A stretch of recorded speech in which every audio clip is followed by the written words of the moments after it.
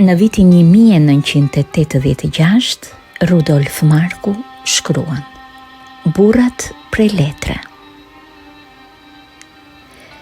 Ishe kudo burrat prej letre. Gravitacioni për to nuk vlen.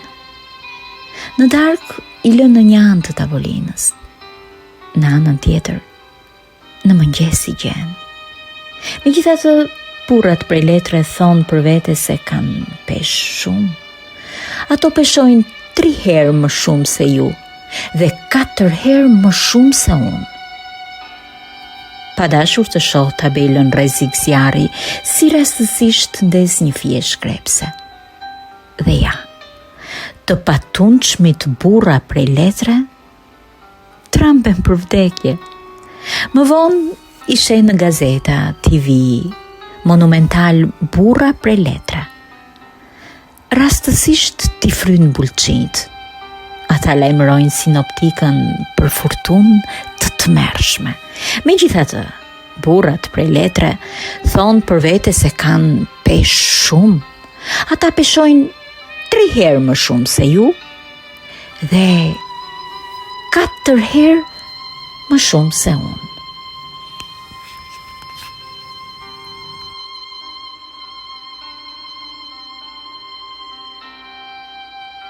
Në vitin 1972, Rudolf Marku shkruan: Balada e njeriut që nuk dua ta njoh. Një njeri vjen mëngjeseve në dhomën time. Nuk thot as një fjalë. Asgjë nuk thot. Vendoset në një kënd të dhomës, sëndet nga shikimi i tij kanë të ftohtë. Unë që punova nedve pejsazhin me hënë, tani ndjej pasiguri. Ai nuk beson në shumë gjëra. Si mund t'i besojnë gjërat atij?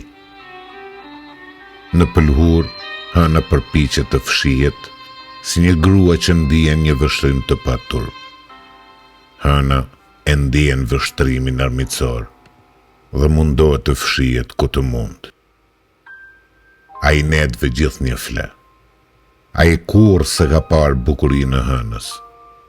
Vetëm kur ngrihet nga gjumi vonë kujtohet se nedve ka patur hënë. Ai nuk beson tek gjërat. Si mund t'i besojnë gjërat atij? Unë them se ai nuk duhet të flerë, kur hëna është e bukur në prill. Ai është njeriu që nuk duhet ta njoh, dhe e njoh aq mirë.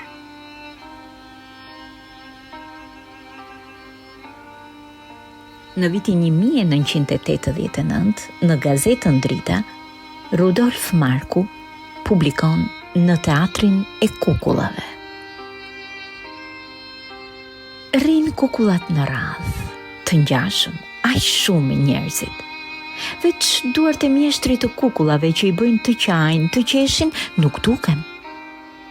Pas perdesh fshihen, aq mirë, sa ti për një çast mendon se kukullat lëvizin vetë, pas një arsye, pas një shkak. Kukulla e parë i nxjerr syt të dytës, që ajo të mos qaj kurrë. E shtrëngon në gryk të tretën, se thon ajo budallachka e bukur, na pas ka qef të këndoj pa marrë leje, kur ti teket. Pastaj të pestës ja shkul flokët, që mos t'i mbaj si pas modës. Në sallë qeshin, duar trokasin, spektakël i bukur, aq shumë gazmor. Veç mjeshtri i kukullave në errësirë ndjen një frikë, diçka si zor. Kur njerëzit ikin dhe papritur e këmban në dorë kukullën e parë, dëgjon se si ajo e pyet: "E kush e ka radhën këtë radhë?"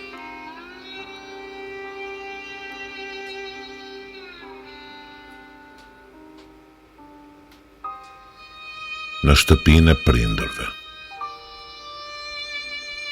Pas udhëtimesh të largëta, pas netve pa gjumë, duke bredhur në qytete të tjera, në biseda miq të zhurmë, pas sukseseve, mos sukseseve, ndarjeve, përqafimeve, jam kthyer I lodhur përsëri sa do vonë në shtëpinë e vjetër të prindërve. Këtu nuk duan t'ja dinë për lëvdatat a dështimet e mia. Më shërbejnë në tavolinë pa menu, një pjatë supë, pa atë zorin për të lënë bakshish, ku nuk ka as recensione, as mbledhje, as artiku I kritik.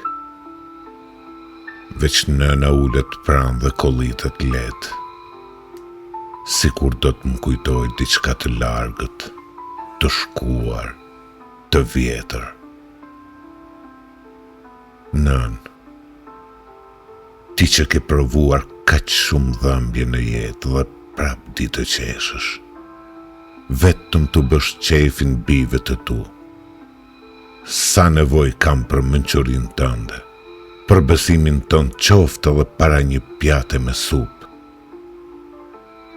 se prap do bredh në përbot, në për udhë të vështira, në nshira të rëbesh, trishtimin e jetës do mbartë si hamal, por ti nën, pa akte të ngatruara proces verbalesh, me zemërgjërsin tënde të njohur, më lë trashëgimnin e besimit tënd të madh.